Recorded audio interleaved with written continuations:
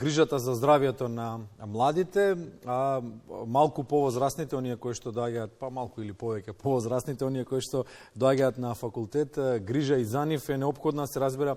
Образовниот процес е жива материја која што мора постојано да се надоградува, мора постојано заедно да растеме и да учиме. Факултет за земјоделски науки и храна, дигитално земјоделство, предизвик или реалност е насловот на разговорот, а гостин или гостинка ова утро во Македонија наутро е Ивана Јаневска Стаменковска, продекан на Факултетот за земјоделски науки и храна. Добро утро. Добро утро. Благодарам за поканата. Добре ни дојдовте во студиото. И сега ќе одиме на почетокот со првото прашање, кое што практично и ќе најави темата која што ќе обработиме. Што е тоа дигитално земјоделство? Од каде оваа потреба за нова студиска програма по дигитално земјоделство? Ќе предпоставиме дека како што се развива светот, така треба и науката, нели, да го следи, а со тоа и образовните програми. Апсолутно. Така е како и што споменавте. Значи, мора да ги следиме современите текови. Што е тоа дигитално земјоделство? Значи, мора од таму да почнеме за да ја разбереме и потребата, нели, за една ваква студиска програма. Дигитализацијата генерално, знаеме дека ги опфаќа сите алатки и услуги кои што подразбираат собирање, складирање, обработување и анализа на електронски податоци и информации. Дигитализацијата во земјоделството, значи го подразбира сето ова, меѓутоа зборуваме за електронски информации и податоци кои што доаѓаат од земјоделскиот сектор, се со цел да се придонесе кон оптимално земјоделско производство, зголемување на продуктивноста и секако поефикасно искористување на расположливите ресурси. Дигиталното земјоделство како термин честопати го поистоветуваме или се поистоветува и со паметното земјоделство како термин или прецизното земјоделство исто така.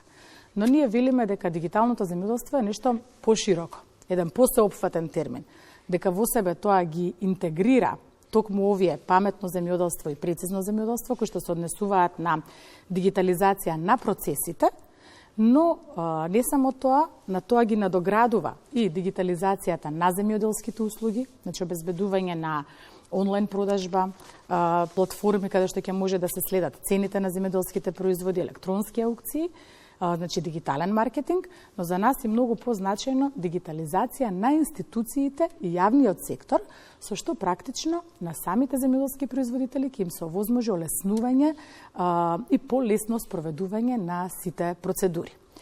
Сега, ако ова, нели, генералното дефинирање на дигиталното земјоделство е еден вовед, од каде потребата за една ваква сега студиска програма?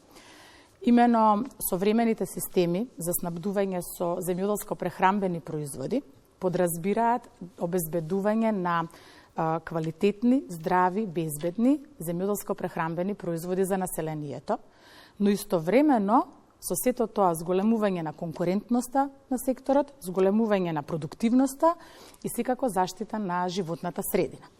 Земјоделскиот сектор во нашата земја е и текако значаен за македонската економија.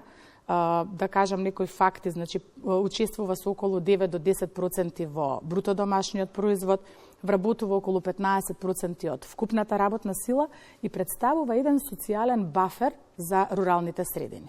Но истовремено се соочува со големи предизвици, со неефикасно искористување на ресурсите, со намалена продуктивност.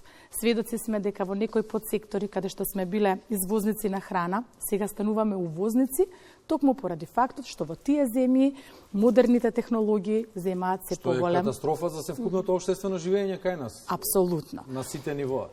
А уште една многу важна работа што треба тука да ја кажам и да не ја изумиме, дека дигитализацијата не е сега за прв пат термин во нашата земја. Дигитализацијата била во македонското земјоделство присутна уште пред 30 години.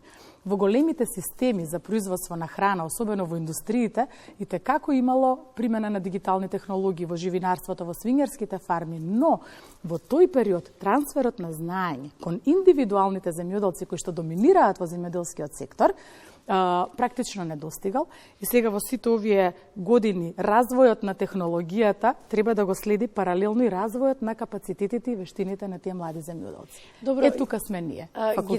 Ги гледавме постојано додека зборувавте убаво и инсертите за се она што вие ни ги испративте и за начинот на спроведување на проектот и забележавме вклучување на ги забележавме факултетите кои што дополнително ќе се вклучат фејт, финки и машински во спроведување на проектот. Која ќе биде нивната улога? Знаете како? Да се креира една студиска програма која што ќе одговори на сите овие современи текови, бара мултидисциплинарен пристап. Значи, Факултетот за земјоделски науки и храна Скопје, како лидер во земјоделските науки и стожер, да речеме, во овој сектор, ја нуди целата експертиза во однос на земјоделското производство, планирање, одлучување, искористување на ресурсите. Но она што е необходно е примената на дигиталните технологии, всушност да се изучува од страна на вклучувањето на техничките факултети. Во оваа прилика сакам да изразам една навистина искрена благодарност до техничките факултети, до Финки, ФЕЙТ, Машинскиот факултет, кои што го препознаа значењето на овој сектор за нашата земја и што значи модернизацијата на земјоделското производство за зголемување на конкурентноста на секторот. Како ќе учествуваат? Факултетот е носител на студиската програма, меѓутоа останатите факултети ќе учествуваат со околу 40% во самата студиска програма, што значи дека студентите дел од предметите ќе ги слушаат, ќе ги следат и ќе ги реализираат и практичната настава и во лабораториите на овие факултети. Например, предмети од типот на програмирање, мехатроника и автоматизација, сензори, вградливи компјутерски системи, геоинформацијски системи, анализа на сателитски снимки, иновацијски менеджмент, метеорологија, се тоа предмети кои што практично се понудени од страна на техничките факултети. Сега само се постава прашањето кои се и какви се дигиталните технологии кои што се предвидува да се применат и да се изучуваат и како подпрашање како реагираат студентите и на најавата и на она што им се пласира. Знаете како... Да почнеме од ова второто. Да, како реагираат студентите. Се повеќе, пошто ние сме сега во фаза, да речам, на промовирање на оваа нова студиска програма, значи ова сега за прв пат ќе запишува студенти од академската година 24-25, значи од следнава, да речам, учебна година. Меѓутоа, кога ја креиравме, секако дека не можевме да ја креираме ако не ги сконсултираме потребите и да видиме какви се потребите на стопанството, на секторот, а и какви се очекувањата на младите.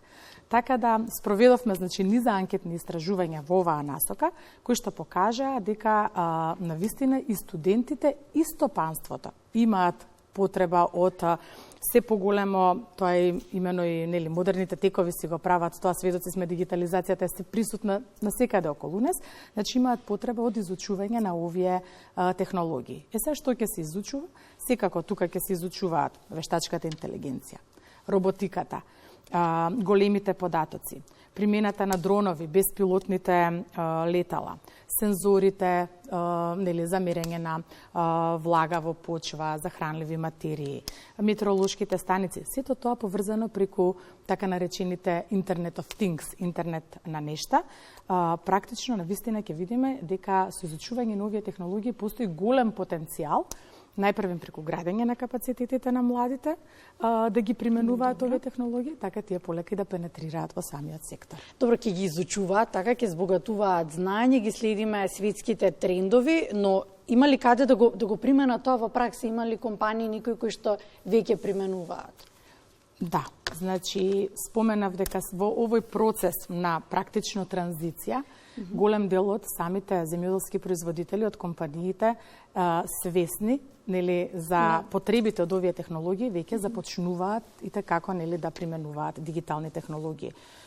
Само Фондот за иновации има поддржано околу 23 месечини проекти во примарното земјоделство и околу 20 проекти во прехрамбената индустрија за примена на вакви дигитални технологии. Компаниите, веќе дел од компаниите почнуваат да применуваат дронови за тие беспилотни летала во делот на прскање, заштитата, сензори, користат метеоролошки станици. И сега нашата студиска програма, и според Европскиот кредит трансфер систем како таква, мора да обезбеди пракса за студентите и токму во соработка со стопанството очекуваме дека студентите ќе можат таа студентска пракса да реализираат на кај овие компании, но и на нашето многу важно опитно поле, кое што го има Факултетот за земјоделски науки и храна и кое што практично во овој период треба да прерасне во еден иновативен иноагри хаб, значи еден технолошки парк практично за земјоделскиот сектор. Студентите, младите во фокусот, за нив е овој разговор практично, за нив е ова отворено студио и овие минути. А нели општеството на младите останува? Нормално, не само што останува, туку тие треба и да бидат носечки кадар во општеството. Како да се биде попродуктивен кога младите го напуштаат селото, земјоделството и руралниот живот им се нешто, може би е пресилно да кажеме, меѓутоа ќе кажеме срамно, име нешто што сакаат да биде надминато, а човекот не може да живее ако не јаде. Така, сериозен предизвик. Ова прашање е нешто што секојдневно си го поставуваме и ние. Сериозен предизвик е за целата, да речем, земја.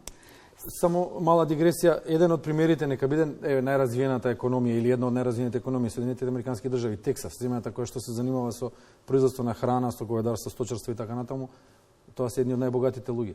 Така. Зошто тој рецепт, например, да не се примени и тука, на мало, на помало, помали богатства, меѓутоа и помирен живот. Така. Знаете како? Младите, сериозен предизвик, општо, генерално во целата земја, како да ги задржиме прво младите во нашава земја.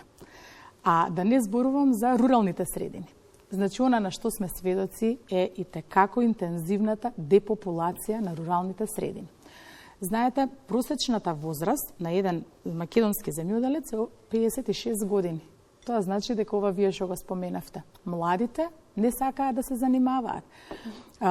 И сега тука мора да имаме еден, како да кажам, повторно ќе речам, еден мултидисциплинарен пристап. Не можеме ние само како земјоделство да придонесеме да ги задржиме младите во руралните средини.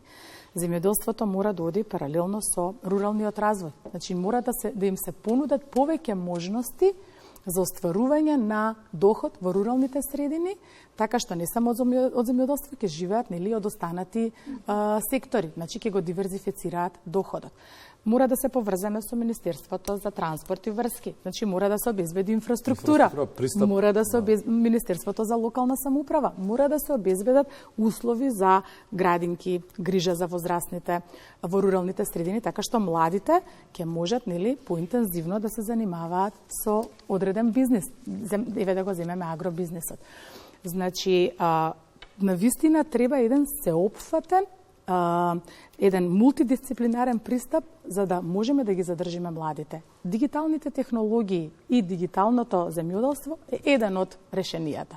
И ние затоа велиме дека ова е една од можностите како да придонесеме за унапредување на секторот и задржување на младите. Знаете како прво ќе се олеснат процесите. Нема да биде и она што било потрудоинтензивно со примена на дигиталните технологии, сега полесно ќе може да се спроведува. Помалку време ќе бара да се спроведува и на тој начин се надеваме дека ќе придонесеме чекор напред кон задржување на младите во руралните средини. Се надевам дека ќе успеете во истото. Да го заокружиме разговорот, имам уште некоја минута на кусо најавте конференција. Така. Да, во овој процес или во рамките на ова, да речем, промотивна кампања на студиската програма, која што морам да истакнам дека ја развиваме, ја креираме со голема поддршка на програмата за зголемување на пазарната вработливост, финансирана од швајцарската амбасада ИМЕ, Германското друштво за меѓународна соработка ГИС и постојната работна група СВГ. Заедно организираме конференција на тема дигитализација во земјоделството, предизвици и можности за македонскиот земјоделско-прехранбен сектор. Конференцијата ќе се одржи во понеделник, на 3 јуни, со почеток во 11 часот, каде што ќе имаме можност, покрај искуството на некои европски земји, а сепак блиску до нас, Словенија и Хрватска, во делот на дигитализација во земјоделството, да се отвори една панел дискусија, каде што представниците од бизнис заедницата, заедно со академијата, ќе можат да дискутираат за ова и како значајно прашање и да истакнат потребата од градење на човечки капитал, човечки ресурси, кои што ќе имаат вештини и знаења за примена на нови иновативни технологии во земјоделскиот сектор. Ќе затвориме полека? Ќе затвориме. Да, благодариме за гостувањето. Ивана Јанеска Стаменковска, продекан на Факултетот за земјоделски науки и храна, гостинка во Македонија наутро. Нека биде ова прв чекор. Конференцијата веќе следниот ден очекуваме информација да пласираме во емисијата Македонија наутро.